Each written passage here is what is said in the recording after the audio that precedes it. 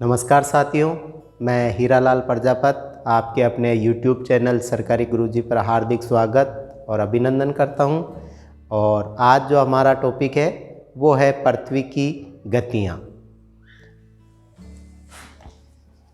पृथ्वी की गतियां क्योंकि पृथ्वी एक आकाशीय पिंड है, तो अन्य आकाशीय पिंडों की भांति ये पृथ्वी भी आकाश में परिभ्रमण और परिक्रमण करती है, तो इसकी भी गति होती है। तो पृथ्वी की दो मुख्य गतियां हैं। पहली गति है जिन्हें कहते हैं घूर्णन गति। इसके कुछ अन्य नाम भी हैं, जैसे दैनिक गति और परिभ्रमण गति। कितनी गतियां हैं? 3 गतियां, यानी पृथ्वी की 2 गतियां हैं, जिसमें पहली है घूर्णन गति। इनको अलग अलग नामों से भी जाना जाता है, जैसे घूर्णन गति, दैनिक गति या परिभ्रमण गति। ठीक है, सबसे पहला इसका आता है अर्थ, यानी घूर्णन गति का क्या अर्थ है। तो पृथ्वी अपने अक्ष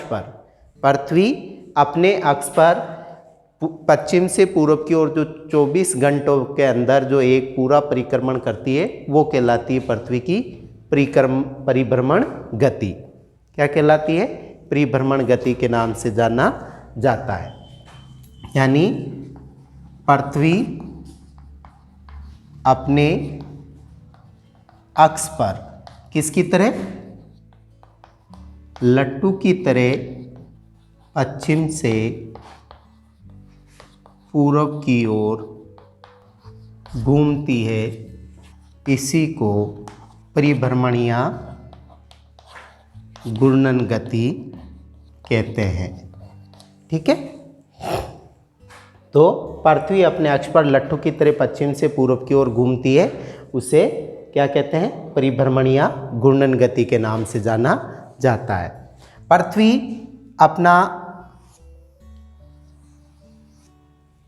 अक्ष पर जो घूमती है, जो पश्चिम से पूरब की ओर घूमती है, इस प्रकार ये इसकी दिशा है। यानी घूर्णन की दिशा क्या है? पृथ्वी की घूर्णन गति की दिशा है, तो वो कौन सी है?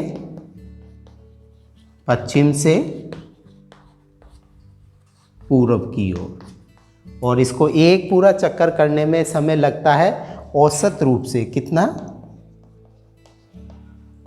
औसत रूप से 24 घंटे का समय लगता है, जबकि इसका जो वास्तविक समय होता है वो 24 घंटे से कुछ कम है। वास्तविक समय जिसे कहते हैं घूर्णन काल भी कहते हैं। क्या कहते हैं? घूर्णन काल। तो वो है 23 घंटे 56 मिनट और 4 सेकंड। ये पृथ्वी का वास्तविक घूर्णन काल है, 23 घंटे 56 मिनट और 4 सेकंड।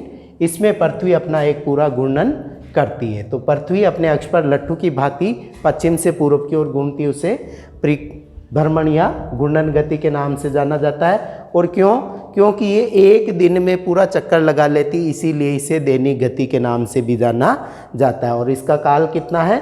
इसका काल है औसत रूप से 24 घंटे माना जाता है, और वास्तविक इसका घूर्णन काल है वो है 23 घंटे 56 मिनट और 4 सेकंड का। घूर्णन गति के प्रभाव, यानी पृथ्वी अपनी अक्ष पर जो घूमती है 24 घंटे में, उसका क्या प्रभाव होता है? तो इसका सबसे पहला जो प्रभाव है वो है पृथ्वी पर दिन रात का बनना। पृथ्वी पर दिन व रात का बनना।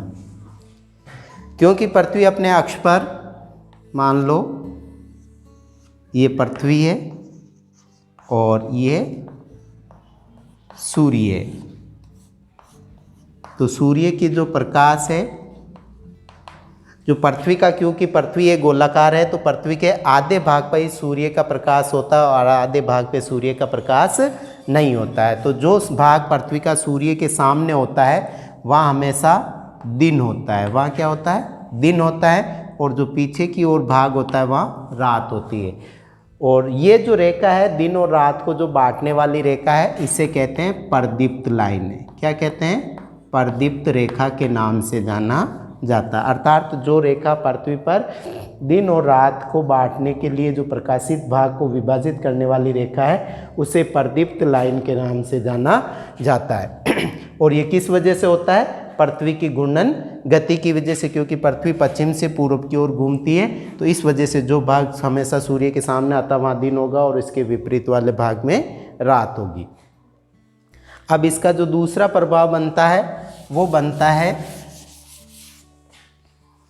आकाशीय पिंडों का, आकाशीय पिंडों जैसे सूर्य, चंद्रमा वे अन्य नक्षत्र पूरब से, पूरब में उदय होना वे पश्चिम में अस्त होना। इसका जो दूसरा प्रभाव पड़ता है, क्योंकि पृथ्वी अपने घूर्णन की जो दिशा है, पृथ्वी के घूर्णन गति की दिशा है, वो दिशा है पश्चिम से पूर्व की ओर। तो जो भाग हम सामने की ओर चलते हैं, गति करते हैं, तो उसका साधारण भाग पीछे की ओर खिसकता हुआ नजर आता है। तो पृथ्वी के जो घूर्णन की जो दिशा है वो पश्चिम से पूर्व है, इसीलिए हमें अन्य आकाशीय पिंड विपरीत दिशा में उदय होते और अस्त होते हुए नजर आते हैं। तो ये किस वजह से होते हैं, आकाशीय पिंडों का पूर्व में उदय होना और अस्त होना किसकी वजह से है, पृथ्वी की घूर्णन गति के कारण और घूर्णन गति की दिशा के कारण। तीसरा जो प्रभाव है वो है वायु या पवनों का अपनी दिशा से विचलित होना, विचलित होना। यानी घूर्णन गति का जो प्रभाव पड़ता है तीसरा प्रमुख, वो है पवन या वायु का अपने दिशा से विचलित होना, यानी अपनी दिशा से अलग होना। जैसे मान लो ये अपनी पृथ्वी है, ये भूमध्य रेखा है, तो जो पवनें दक्षिणी गोलार्ध से, जो व्यापारिक पवनें चलती है, यानी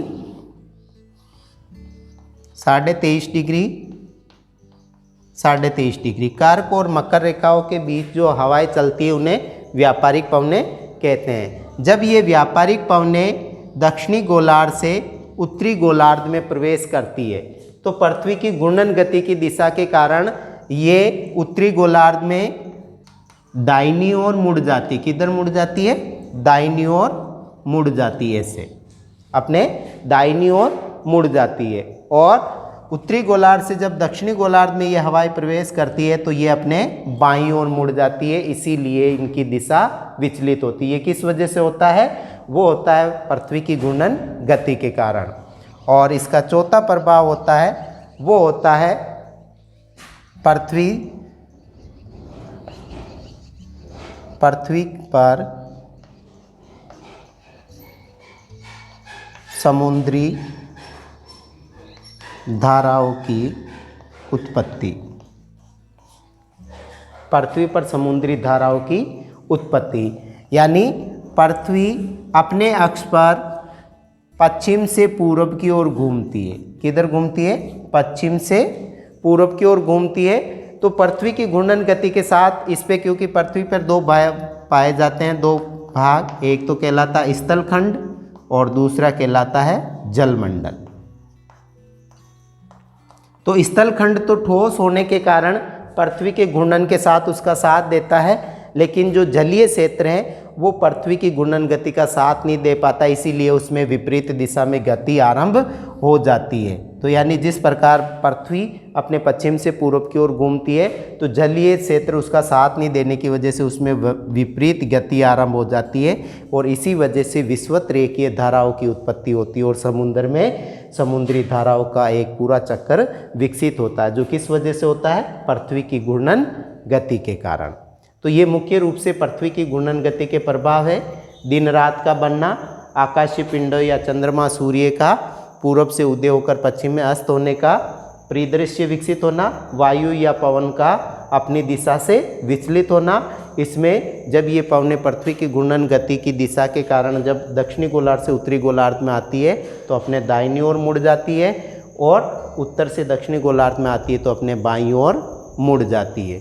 और इन्हीं के प्रभाव से अपने भारत में मानसूनी पवनें विकसित होती है। ये व्यापारिक पवनें जब भूमध्य रेखा को पार करती है तो इनकी दिशा किधर हो जाती है, दक्षिण पश्चिम से उत्तर पूर्व। इसीलिए ग्रीष्मकालीन मानसून की जो अपनी दिशा है वो होती है दक्षिण पश्चिम से उत्तर पूर्व की ओर, इसीलिए इसे दक्षिणी पश्चिमी मानसून भी कहा जाता है। और इस बल को कोरिलिस बल के नाम से भी जाना जाता है। और चौथा है पृथ्वी पर समुद्री धाराओं की उत्पत्ति होना। तो क्योंकि पृथ्वी अपने घूर्णन पर जब अक्ष पर घूमती है पश्चिम से पूर्व की ओर तो इसका स्थलखंड तो साथ देता है लेकिन जलीय भाग उसका साथ नहीं दे पाता है, इसीलिए जल में विपरीत गति आरंभ होती है और समुद्री धाराओं की उत्पत्ति होती है।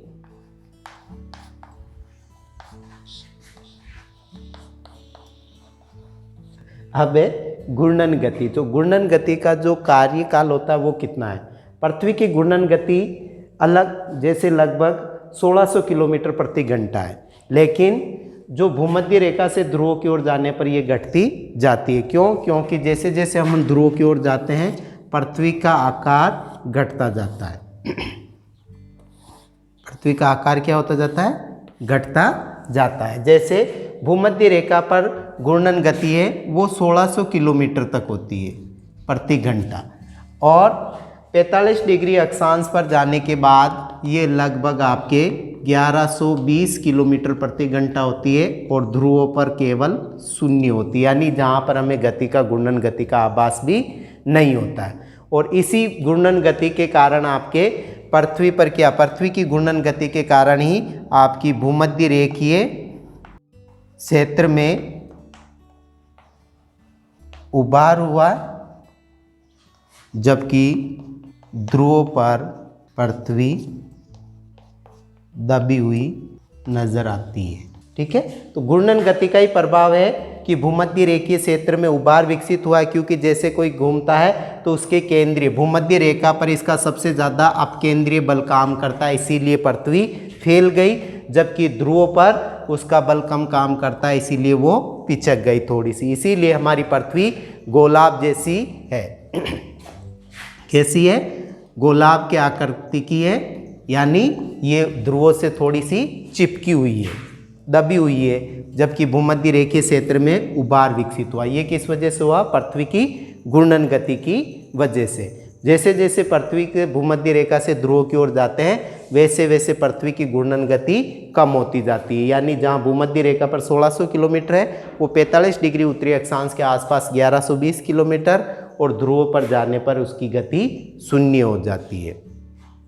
और इसी वजह से हमें भूमध्य रेखीय क्षेत्र में उभार देखने को मिलता है, जबकि ध्रुवों पर पृथ्वी हमें दबी हुई नजर आती है।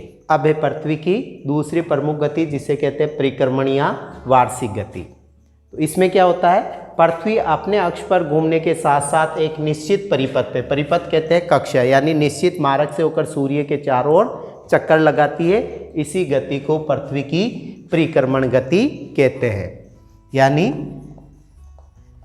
ये सूर्य है और सूर्य के चारों ओर पृथ्वी एक निश्चित परिपथ पर सूर्य के चारों ओर चक्कर लगाती है।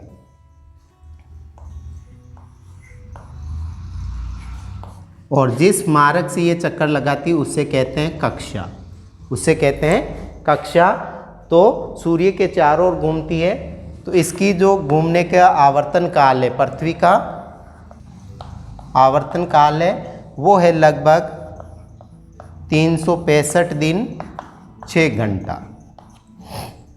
यानी पृथ्वी एक परिक्रमण पूरा करने में जो समय लेती है वो है 365 दिन 6 घंटे का, लेकिन हम टाइम कैलकुलेशन की दृष्टि से 365 दिन का ही वर्ष मानते हैं, और 6 घंटे को छोड़ दिया जाता है, और प्रत्येक 4 वर्ष के बाद ये 6 घंटे को जोड़कर 24 दिन पूरे हो जाते हैं। प्रति 4 वर्षों के बाद 6-6 घंटे जुड़कर आपके क्या हो जाते हैं, 24 घंटे होते हैं। और 24 घंटों से मिलकर आपके एक दिन का निर्माण होता है और उसी दिन को फरवरी में जोड़कर लीप ईयर का निर्माण किया जाता है।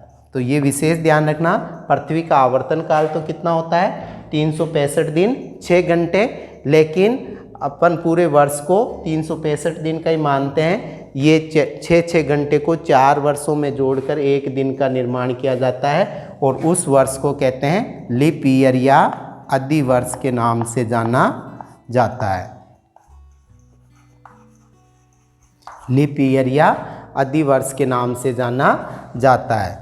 और वो कितने का होता है? वो होता है उस समय 366 दिन का और उसमें फरवरी 28 के बजाय 29 दिन की होती है। तो जिस भी सन में, जो आपके सन है या साल है जिसमें 4 का पूरा पूरा भाग जाता है, किसका पूरा पूरा भाग जाता है? 4 का पूरा पूरा भाग जाता है। 4 पंजे 20, 0 4 पंजे 20। तो जिसमें 4 का पूरा पूरा भाग जाता है उसमें फरवरी 29 दिन की होती है और वो लीप ईयर कहलाता है। और पृथ्वी की जो परिक्रमण गति है उसकी, जो सूर्य के चारों ओर चक्कर लगाती है उसकी गति है, पृथ्वी के परिक्रमण जो गति है वो है 29.6 किलोमीटर प्रति सेकंड की गति से ये सूर्य के चारों ओर चक्कर लगाती है। यानी पृथ्वी अपनी निश्चित कक्षा में सूर्य के जो चारों ओर चक्कर लगाती है उसकी गति है 29.6 किलोमीटर प्रति सेकंड की गति से ये सूर्य के चारों ओर चक्कर लगाती है और अपना एक पूरा चक्कर करती है। वो 365 दिन और 6 घंटों में पूरा करती है। अब है वार्षिक या परिक्रमण गति के प्रभाव। तो सबसे पहला प्रभाव है दिन रात का छोटा व बड़ा होना। यानी पृथ्वी सूर्य के चारों ओर चक्कर लगाती है, इसलिए कभी तो पास में होती है और कभी दूर जाती है और इसके साथ साथ उसके अक्षीय झुकाव के कारण, किसके कारण? अक्षीय झुकाव के कारण पृथ्वी पर दिन रात की अवधि घटती और बढ़ती रहती है। तो वो किस वजह से होता है? पृथ्वी की परिक्रमण गति से। और इसका दूसरा प्रभाव है वो है ऋतु परिवर्तन होना। ऋतु परिवर्तन होना। यदि पृथ्वी का अक्षीय झुकाव नहीं होता तो पृथ्वी पर हमेशा दिन रात की अवधि भी बराबर होती और ऋतु परिवर्तन भी नहीं होता। जिस क्षेत्र में शीत ऋतु वह हमेशा शीत ऋतु होती है और जिस ऋतु में ग्रीष्म ऋतु वह हमेशा ग्रीष्म ऋतु होती है। लेकिन उसके अक्षीय झुकाव और पृथ्वी की परिक्रमण गति के कारण पृथ्वी पर ऋतु परिवर्तन होता है और शीत, गर्मी, वर्षा ऋतु और वसंत ऋतु का एक चक्र प्रतिवर्ष चलता है। इसका जो तीसरा प्रभाव है वो है वार्षिक गति का कर्क व मकर रेखा की स्थिति का निर्धारण। तीसरा इसका मुख्य प्रभाव है वो है कर्क रेखा और मकर रेखा की स्थिति का निर्धारण। क्यों? क्योंकि पृथ्वी जब सूर्य के चारों ओर चक्कर लगाती है तो सूर्य का जो किरणों का समकोण है, किरणों की जो लंबवत स्थिति है, उन लंबवत स्थिति के आधार पर सूर्य उत्तरायण और दक्षिणायन होता है और उत्तरायण और दक्षिणायन के कारण ही उसकी 23.5 डिग्री नॉर्थ और 23.5 डिग्री दक्षिण, ये इनकी सूर्य की अंतिम सीमा होती है उत्तरायण और दक्षिणायन होने की। और उसी के आधार पर कर्क और मकर रेखा के स्थितियों का निर्धारण किया जाता है। कर्क रेखा व मकर रेखा। तो इस प्रकार हम देखते हैं कि वार्षिक या गति उसका मुख्य प्रभाव होता है दिन रात का छोटा बड़ा होना, ऋतुओं का परिवर्तन होना, कर्क और मकर रेखाओं की स्थिति का निर्धारण होना। चौथा है सूर्य का उत्तरायण व दक्षिणायन होना। तो पृथ्वी की जब स्थितियाँ, क्योंकि सूर्य के चारों ओर पृथ्वी चक्कर लगाती है तो उसके अक्षीय झुकाव के कारण सूर्य हमें उत्तर और दक्षिण की ओर गति करता हुआ नजर आता है। तो उत्तर की ओर गति करते हुए नजर आता है उसे उत्तरायण कहते हैं और दक्षिण की ओर गति करते हैं तो उसे दक्षिणायन कहते हैं। उत्तर की ओर जब सूर्य की गति प्रारंभ होती है वो होती है 21 मार्च से लेकर 23 सितंबर तक और पुनः जब सूर्य नीचे की ओर आता भूमध्य रेखा पर चमकने के बाद कर्क मकर रेखा की ओर जाता है तो वो स्थिति होती है 23 सितंबर से लेकर 21 मार्च तक की स्थिति। ये कहलाती है दक्षिणायन की स्थिति। तो इस प्रकार हम देखते हैं कि पृथ्वी की वार्षिक गति का जो मुख्य प्रभाव है वो है दिन रात का छोटा बड़ा होना, ऋतु परिवर्तन होना और कर्क और मकर रेखा की स्थितियों का निर्धारण और सूर्य का उत्तरायण और दक्षिणायन होना। जय हिंद, नमस्कार। और यदि आपको ये वीडियो और पसंद आता है तो इसको लाइक करें, शेयर करें और यदि इसमें कुछ कमियां नज़र आती है तो कमेंट करके अवश्य बताएं। आप अपना YouTube चैनल जानकर जो भी कमियां और समस्या आती है वो इस चैनल पर अवश्य करें। जय हिंद, नमस्कार।